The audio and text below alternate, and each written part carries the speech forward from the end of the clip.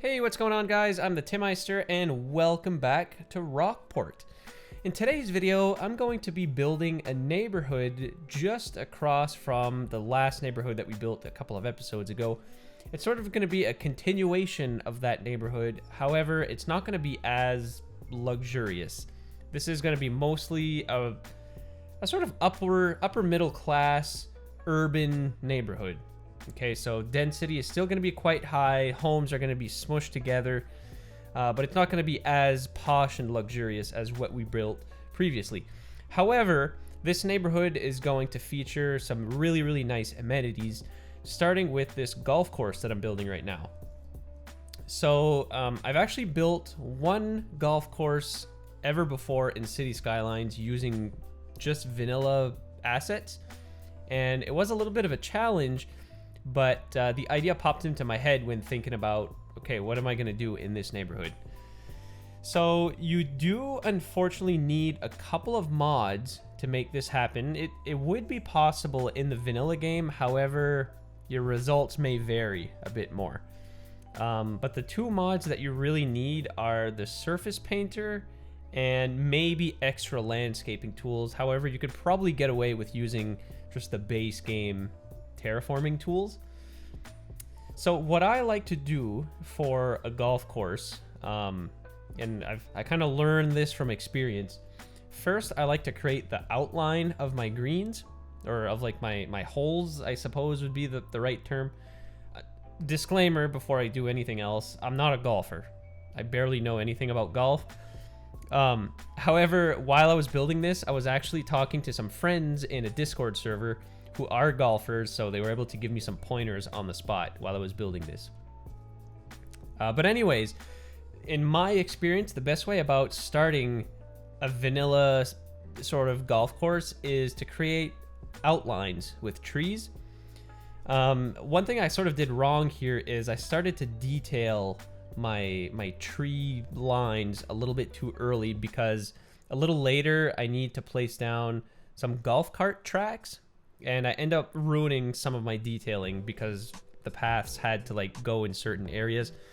So I think the best way to go about creating these greens are to do a basic outline with just like simple trees, and then putting down your paths, and then you can go crazy with the details and whatnot. So that was just a little bit of a learning experience. So yeah, with a combination of extra landscaping tools and what you're going to see here in a minute, I'm going to use the surface painter tool to create the putting greens and sand banks and all sorts of interesting stuff. But again, it had been a long time since I built a golf course in this game, so it was kind of a learning experience to figure out like what textures go where and whatnot. So you can see me experimenting here a little bit. A few people have asked me in the past, what LUT am I using? And I'm actually using none at all. I'm just using the default everything. Like, I'm not even using, like, this is just the default themed map. It's not a European map or a temperate map or anything. It's just the default settings. Because I actually like the color palette in this game. You know, I've used a number of like realistic LUTs and whatnot, and for this series, I just felt like keeping it just vanilla, right? Unfortunately, in doing that, it left me with a weird combination of colors to create my putting greens. So all my putting greens are like this weird brownish color. So it's not quite as nice, but you know, with the climate that Rockport is in, you know, maybe like the grass is kind of a little bit of a brown tint in certain areas, so I'll allow it.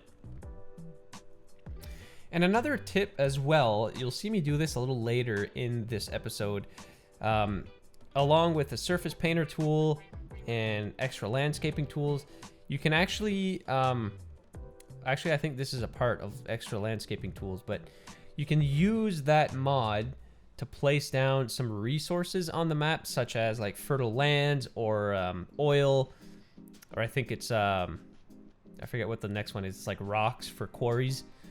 You can paint those into certain areas to get a desired look. So as you'll see a little later in this episode, I do use that trick in some places just to create some color variations in the golf course, but it's not a necessity. You can still get away with not doing that. So here I am placing down the paths for golf carts rather. And again, I know nothing about golf courses. This is totally based on looking at like satellite imagery of different golf courses around the world, and it seems to be the golf greens or the golf holes are set up in a way to where you basically like loop back to where you started, so it makes for like shorter distances that you have to drive or walk. But yeah, if you guys know any like golf facts, let me know down in the comments if there's anything that may be useful to me. But yeah, I mean, you'll see a little later in this episode, I think this was a great addition to this area. I don't think it's going to be the last golf course that I build, because I am aiming for realism in this series, and I think, you know, there's always multiple golf courses in every city. So I think Rockport should be no exception to that, and I think I should place down a number of golf courses around the city.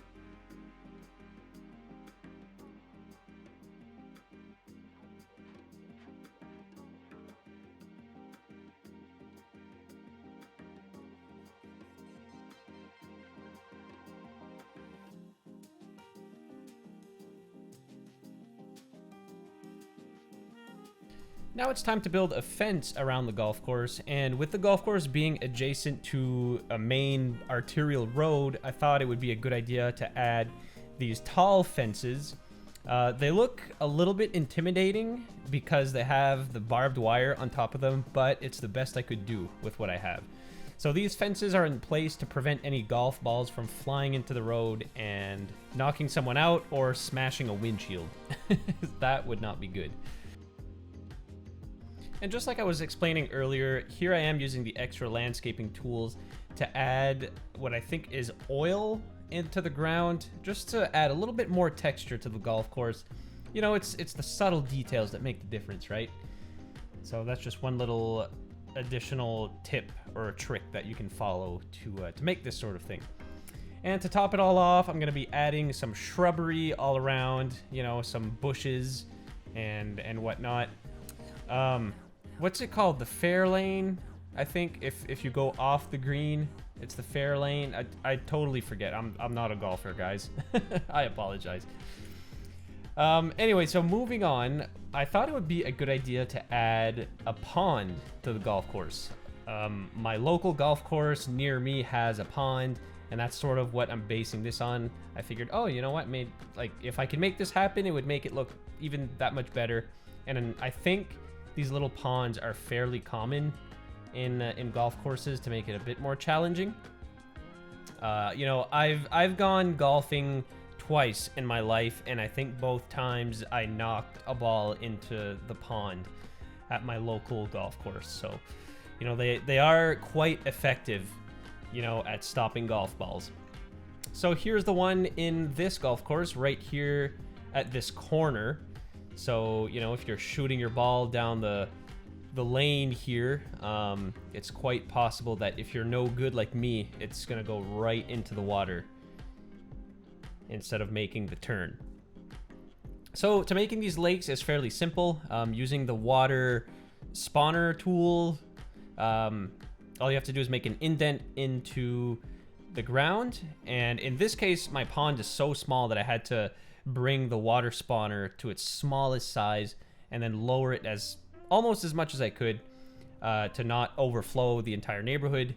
And then with a little bit of adding of props and trees and bushes, you can get something that looks pretty nice. And last but not least, the last final touch that I'm putting onto this golf course is a driving range. Of course, I'm not sure if every golf course has a driving range.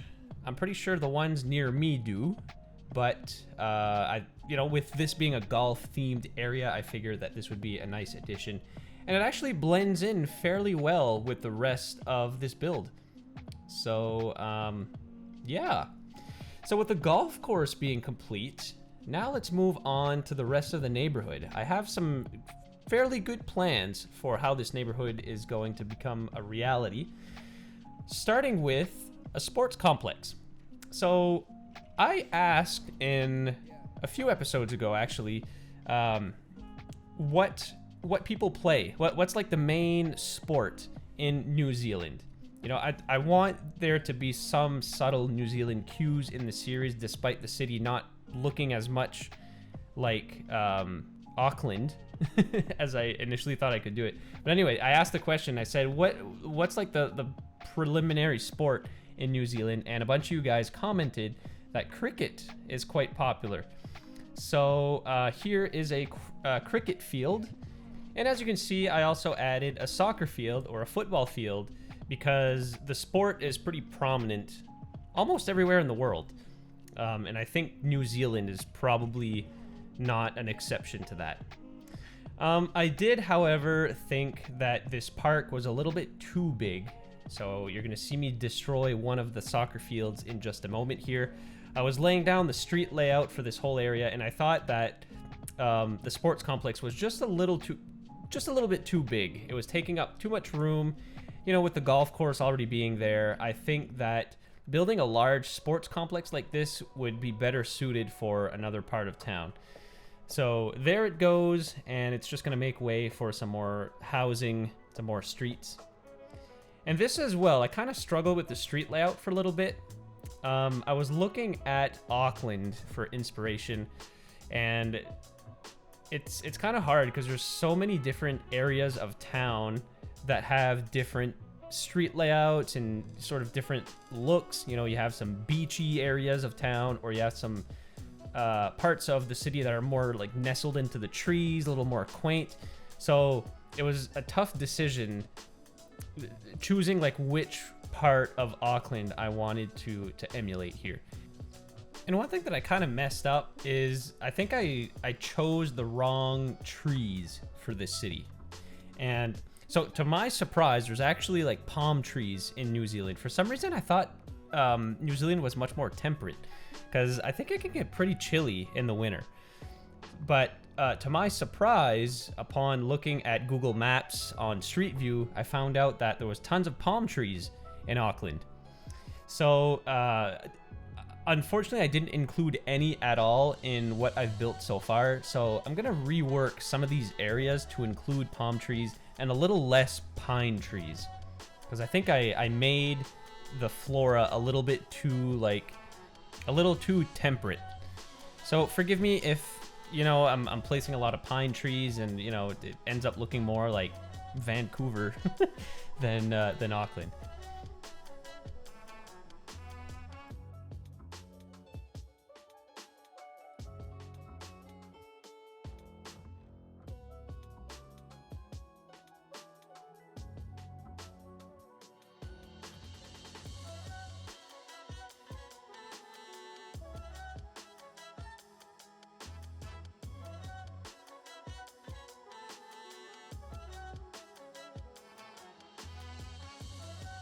And as you can see here, I placed down an elementary school. Of course, it's one of the most important services in a city. And the reason I say that is because not long after I pressed play for the very first time in Rockport, all hell broke loose in the posh district because it didn't have all the services it required. I guess the most important one was cemeteries, so it didn't take long for dead bodies to start piling up all over town, and there was nobody to take them away. So I kind of was faced with a giant death wave at one point, and it had nowhere to go. So in this episode, I wanted to put an importance on placing all of the services the city's going to need to function. So I forget now, I don't think I placed down an elementary school in the posh area.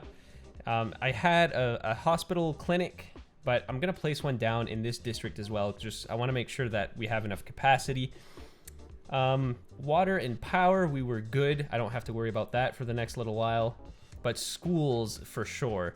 Especially, actually, somebody pointed this out in my last episode. I need to place down some high schools and elementary schools and universities pretty soon, too, because we're placing down offices. In the last episode, I placed down a number of offices, and unfortunately, they're going to stay unoccupied until I place some higher education buildings. So that's going to be a concern. Not sure where that's going to go yet, but we'll eventually figure that out. But for starters, I just want to make sure that the basic needs are met for the city. So schools, hospitals, fire protection, police protection, all of that stuff is going to go in this district.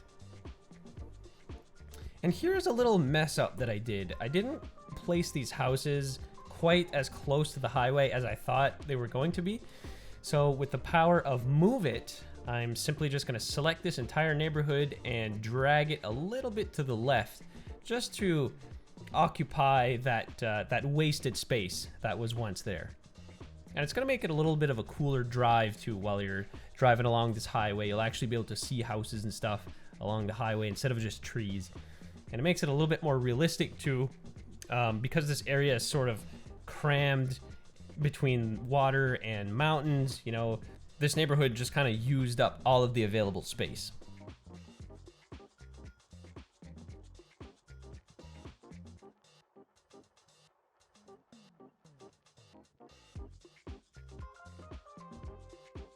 I also wanted to reiterate that I really appreciate your comments, guys. I expressed some concern a couple of episodes ago about you guys not enjoying just run-of-the-mill neighborhood building, so like just plopping down houses basically. But to my surprise, you guys commented that you really like that stuff. So I'm gonna keep doing it. So this episode is a perfect example of that. Just basically building neighborhoods, plopping down single family homes, and that kind of stuff. This neighborhood is a bit different though than the previous one we built. Houses are a bit smaller, more standard, you know, regular bungalows, that sort of stuff. So it's not as posh as the posh neighborhood, of course. There is a little bit of poshness still to this neighborhood though, because it is close to the water and close to the mountains too. So I'm gonna try to keep like the nicer homes either on the water or in the mountains, and then in between along this main arterial road is going to be just the run-of-the-mill, you know, regular homes that most people have. But overall, I would like this area to remain upper middle class, if you will. So, you know, not like a dump, but nice. So of course we need a couple of high rises here. And it's always good to include some parks. So I forget now if these soccer and cricket fields act as parks, but just to be safe, I placed a few of these new DLC parks around the city. Just as fillers, and you know, it adds a little bit of detail, and it actually raises land value, so it's good for the neighborhood. And yeah.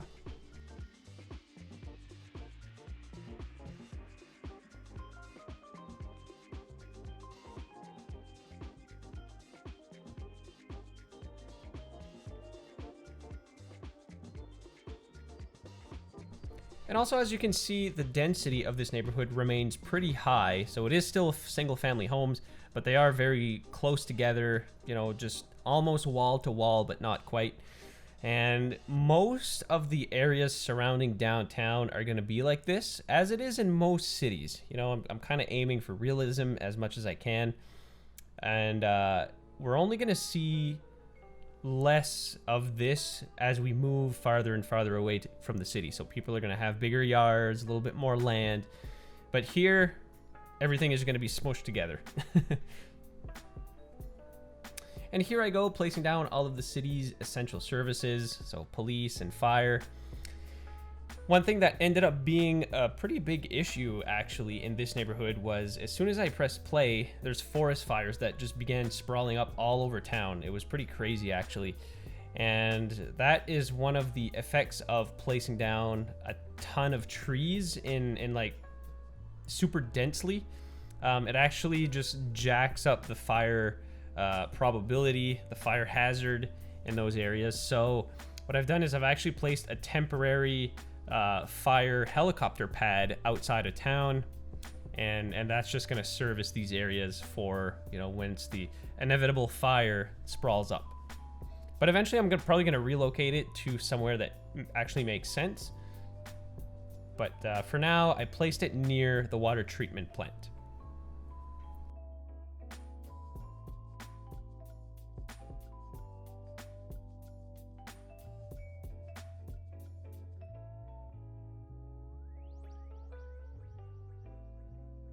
You know, I really like these European style homes. I'd never placed them before in any of my cities because I typically go for a North American style, but I feel like they reflect New Zealand quite well, because New Zealand has like this mixture of Western, like North America, and Europe kind of mixed together. As far as architecture and city planning, it's kind of mixed between the two, I find. And here's going to be like sort of the nicer area in this neighborhood. It's by the beach. You know, all these people have their own little private beach access. And this is sort of just like a natural feature in the map. So I didn't want to change any of this. And it looks cool.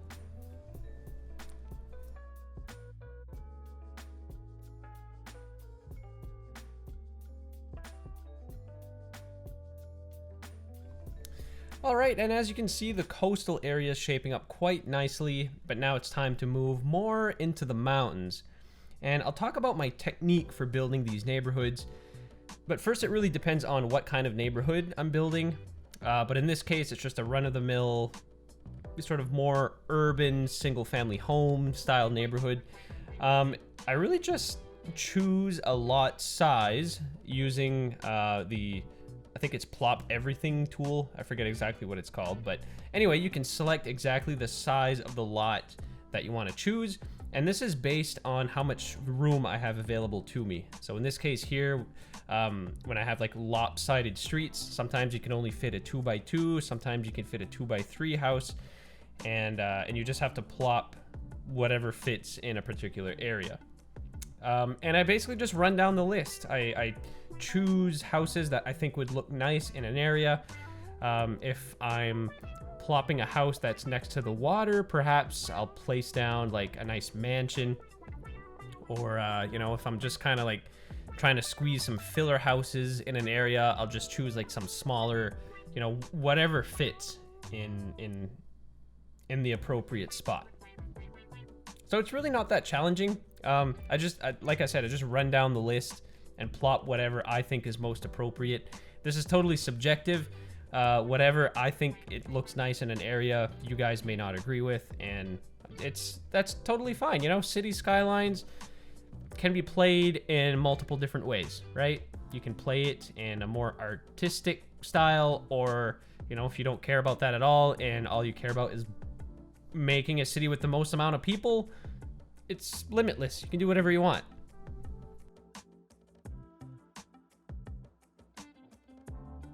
And of course, we can't forget to provide water for the entire city. I'm gonna try to keep on top of this as much as I can. Sometimes I forget and then I press play and then everybody complains that there's no water. I'm gonna try to keep on top of it. And here's a small change I've made. I placed down an elder care building just to, you know, provide its services for the eventuality that people are gonna get old, and because I think it looks cool as well.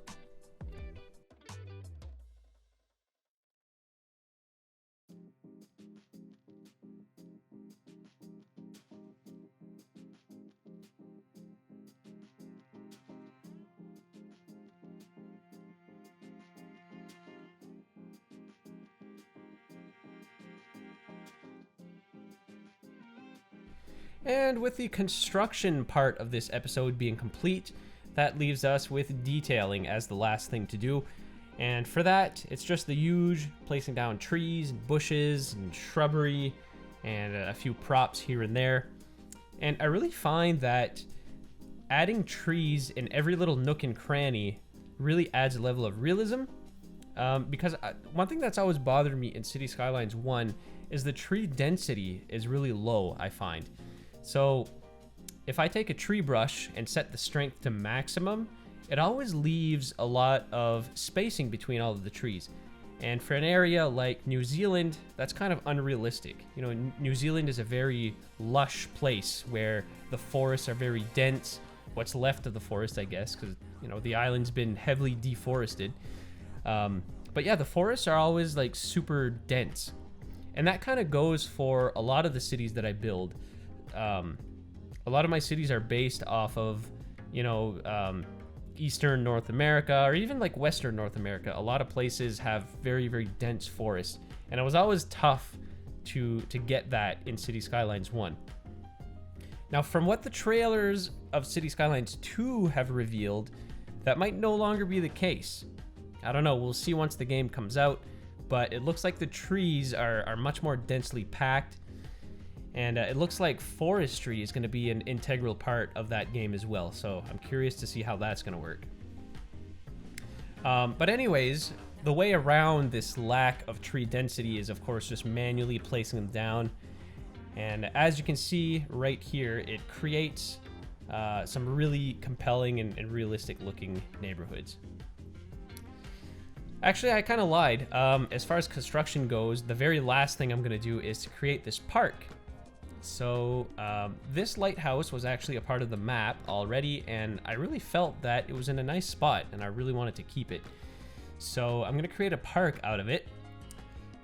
Please be advised that these windmills are going to go.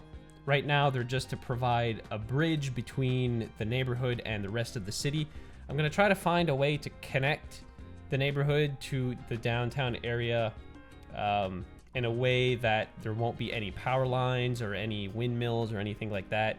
Maybe I'm going to do it through some parks, or I don't know. I'll figure that out once the time comes, but for now, the windmills will do. And for this park, I'm not going to do anything extravagant. I'm just going to provide a small parking lot with some nice trails and stuff following the coast. You know, just a fun little hangout spot. I'm not going to make any money off of this in game or anything, but yeah, I like how I kind of like how this is an addition to the city. Anyways, let's jump into some live play, and I'm going to explain briefly what's going to happen in the near future. Alright guys, here is Rockport in all of its glory. You can see everything that we've built so far in this field of view. So this is the area in its completed form. You can see that it's very, very lush. So much so that we had a big forest fire over here. Luckily no buildings were lost, but a ton of trees were lost. So that's kind of annoying. I'm gonna have to fast forward the simulation to when these grow back and then take my nice cinematic shots. We actually had another big fire over here in the posh neighborhood. So that was becoming so much of an issue that here's where I placed the a high capacity fire helicopter depot, because I know this is going to be a problem. I might actually have to download a mod to stop this. Anyways, so I think next episode what's going to happen is I'm going to start leeching into downtown, sort of make my way in this direction to Old Town eventually. One more thing that I'd love to build is a nice park that's going to follow the crest of this mountain, maybe all the way to the end of this mountain range. That would be super cool. One thing though, oh my god, this fire was huge. Look, it was all the way up this mountain. One thing though is I created this road, and it eventually comes up to this bridge here, this brand new industrial highway bridge that actually makes this arch support here. What's annoying about this though is it's only a one-way, and I really like this arch and I'd love to keep it, but I don't know how I'm gonna make this work with just a one-way here, so I don't know. We'll figure something out. But yeah, that's what's going on. But the main thing I wanted to talk about while in the live play is the district that's going to encompass the posh area. So in, I think the last episode, I asked you guys what we should name it because it's such like an important part of the city. And the suggestion that came up is from Brock's Gaming 4880, and he thinks it should be called Deanwood. And I really like this name. For no other reason than I think it sounds cool. So thank you so much for your suggestion, Brock's Gaming, and I am going to zone this area right now. So it's going to encompass this whole thing. Actually, I think I'm going to stop it just shy of the highway, and it's going to encompass all of this. And there we go. And I'm going to rename this to Deanwood. And there we go. So maybe someday we'll apply some policies to all the areas, but for now I'm just going to zone it as this. And that brings me to this new area that we just built. What should this area be called? I'm actually going to zone this as it is right now. So all of this, and actually maybe I should include the lighthouse. So this is the Underhill district right now, but I'm going to let you guys choose a more appropriate name. So let me know down in the comments what you think should this area be called, and every other area in the city. That would be really cool. And the last thing, I suppose, as what I was talking about earlier. So as you can see, I treed in this whole area and I placed down a lot of pine trees, but I think I'm going to remove these tall pine trees and replace them with some more deciduous trees, and maybe place down some palm trees along the coast here to make it feel more, you know, New Zealandish. So that is to come. All right, so that brings us to the very end of this episode. Thank you so much for watching, guys. Make sure to leave a like, leave a comment, subscribe to the channel if you like my content, and until the next episode, take care.